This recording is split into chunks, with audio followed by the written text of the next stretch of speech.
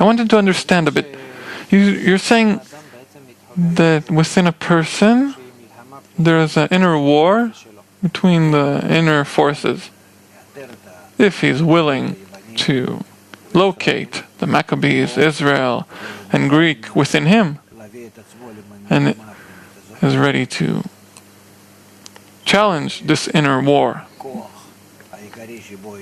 the main force will be the force of connection of the Maccabees, that they will defeat and be victorious. Also then there was a problem. It wasn't a war against the Greek. The war was with the people that became Greek, with the Jewish that wanted to live like the Greek. Same thing today. Today we don't want to connect, we want to be like every other nation.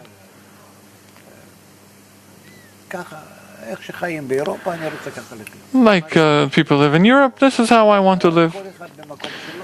Each and every one in their own place. For the Europeans, it's okay. They don't have an obligation. If you're Italian, French, German, doesn't matter. They don't have a demand to be together. In the usual state, everyone lives in his own corner. No one looks at one another. We can't. We must always overcome all the disturbances against the connection between us to be one man and one heart. You're saying in Europe, everyone is individually living his life. But here in Israel, you can't live like that. Everyone has their own privacy and doesn't look on the other. No.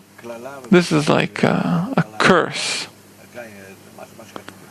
Like it's written in the Torah. There's a special nation that is not like any other nation.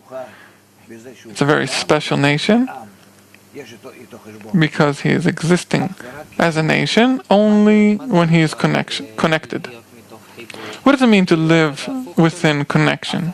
Is it the opposite of what you described? If I'm in connection, I'm connected to the source, the upper force in nature. It's called the creator, God, upper force, doesn't matter. But then I'm truly in a state that there's nothing higher than the force of the people. We can attain anything we want. We can be an example for all other nations, a light to the nations.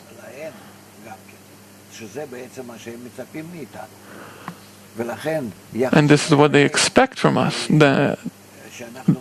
This is why we see how they react to us now. Because we are not connected, they are acting like they do. There's two sides, two attitudes. We see one in Europe, everyone in his corner doesn't see anyone else. Very simple calculation. This is a European style, individuals. On the other side, there's a different style. It's the Israeli style. How does it look? Maybe you can describe it. It's a very special life. It's a life that everyone takes care of everyone else. Of everyone. What is the meaning? The meaning that I never look at one particular person. I look at everyone and I always think, how can I help my nation? My people. How can I make it better for everyone? Why do I need this? If you don't have the right to exist. To Israel. You're not even Israel if you're not doing that. You're not called a nation. The nation is called only when they connect. And once they scatter, they forget about this rule, they're not a nation. They're scattered amongst other nations. Like the man said, I will ask. I'm very connected to this European style, that everyone has their own space. I'm not hurting anyone else. I won't educate my children to hurt anyone else. You have your own space. Tal has her own space. This private life. There's one problem, though, that those Europeans can't live calmly within their own style. Because within their style, they don't have any power to live the normal life. This power, this force, they can receive from Israel. Just listen. If you learn from them how to live, and then you don't have any power. You can't reveal the light to lit up this candle, and you can't supply this light, this force, to them.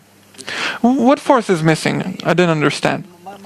A force to exist. What did they say? They say the nation of Israel is the reason for all evil in the world. Right? Like it's written in the Zohar. I don't need to hear anti-Semitism. I read the Zohar, and it's written. There's no evil in the world, only from Israel. We're to blame on everything. Meaning, they're not to blame. They're not responsible. They must receive this livelihood from us. This energy of life and happiness. Yes, yes.